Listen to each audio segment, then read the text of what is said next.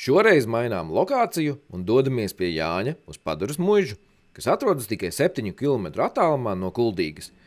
Paduras muiža ir vieta ar vēsturi, kā arī fantastisks pieturas punkts telpiskuma cienītājiem. Vismaz es savā foto vietiņu sarakstā noteikti atzīmēšu Paduras muižu. Šeit ir arī filmēts seriāls Pansija pilī.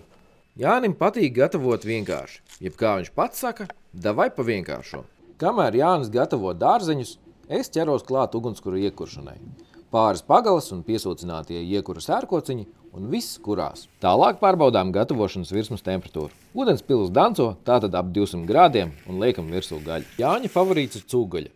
Tomēr šodien gatavojam nogatavinātu bio lielopu gaļu no vietējā gaļas speciālista Žaņa Raivo Behmaņa restorāna Kopā Teist, kas atrodas turpat netālajā Kuldīgā. Tā kā gaļa bija nogatavināta un gabaliņi salīdzinoši plāni, tad cepšanas laiks pavisam īss.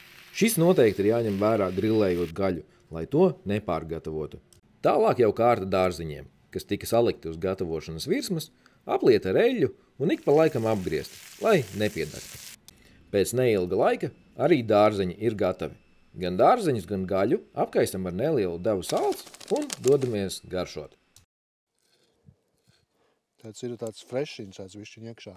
Nu tā ir. Ļoti garšīgi.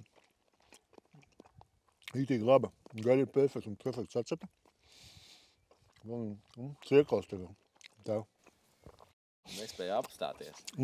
Kā tas nereti mēdz gadīties, viss tik gards un gribās vēl. Un ko vēl? Turpinām ar kupātiem no Kopā Teista. Kā reiz temperatūra ugunskuram jau bija nokritusies, varējām nedaudz piekoriģēt ar mazajiem zariņiem, kas bija ļoti ideāli priekš kupātu gatavošanas. Jo nekas nepiesvila un viss sanāca tiešām ļoti gardi.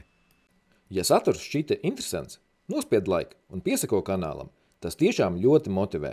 Un tiekamies jau drīzumā nākamajā uz ugunskurs gatavots video.